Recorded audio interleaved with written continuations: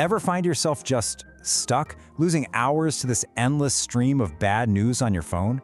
Yeah, you are definitely not alone. So today, we're going to dive into a really simple but powerful system. It's called the Circle Method, and it's designed to help you break that cycle, stop the doom scrolling, and finally get your time back. All right, so first things first. Before we can solve this problem, we really have to get our heads around the trap we're all caught in. What is this cycle of bad news, and why does it feel absolutely impossible to get out of? I mean, we've all been there, right? You just pick up your phone to check one tiny little thing and bam! Suddenly you're deep down a rabbit hole of headlines and comments and videos, and you're feeling worse with every single swipe. Next thing you know, an hour has completely vanished, and you're just sitting there wondering, where did that time go and why do I feel so awful? So there's actually a name for this. It's called doomscrolling. And honestly, it's pretty much exactly what it sounds like.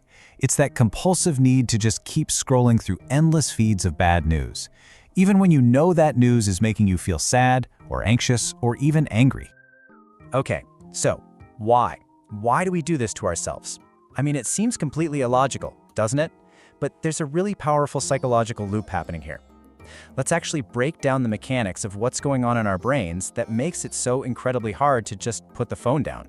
It all kicks off with a super simple trigger. Maybe you're just standing in line, feeling a little bored.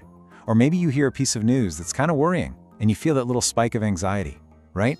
It's an uncomfortable feeling, and our brain's immediate reaction is, okay, how do we fix this? How do we resolve this feeling? And so, that trigger leads right to an action. We grab our phones. We might tell ourselves, oh, I'm just looking for some info, or I just need a quick distraction. But that's not what happens, is it? It very quickly turns into this mindless, compulsive scrolling. We think we're searching for an answer that's going to make us feel better, but we almost never find it. And this is the really cruel irony of it all. The result of all that scrolling? It's not relief. It's the exact opposite.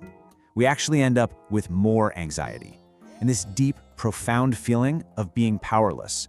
So the very thing we did to try and feel better has in fact made us feel a whole lot worse. Okay, so this is maybe the most important point I want to make today. If you've struggled with this, please listen. It is not because you're weak or because you lack willpower. Not at all.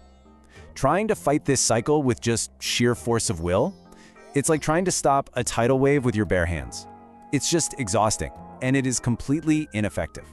And that leads us right here. This is the heart of it. The problem isn't a lack of willpower, it's the lack of a system. See, what we really need is a simple, repeatable plan, something to do the moment that trigger hits that gives us a much better path to follow.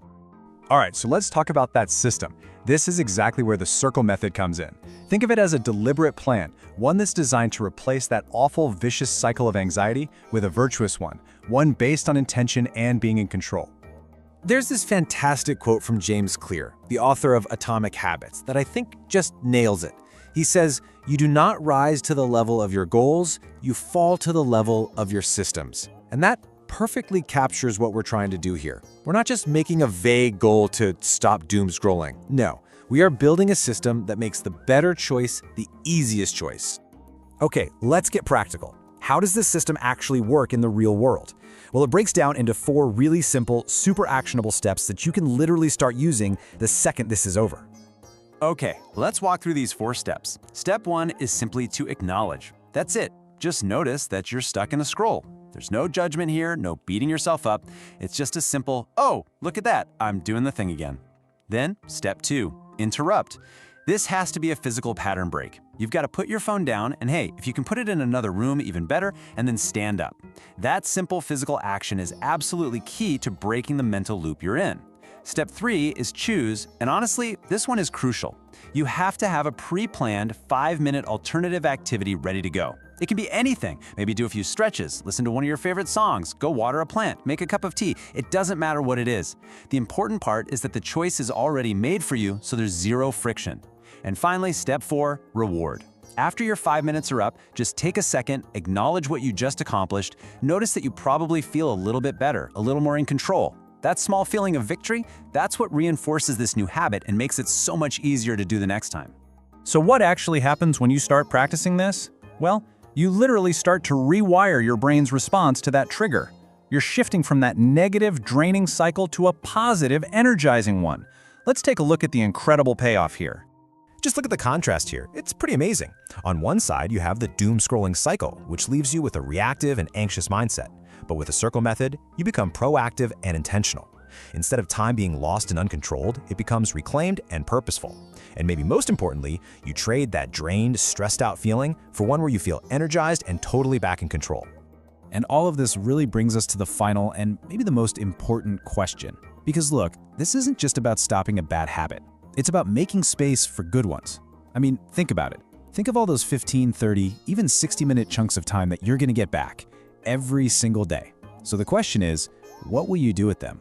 What will you build or create or learn? The possibilities, well, they're all yours.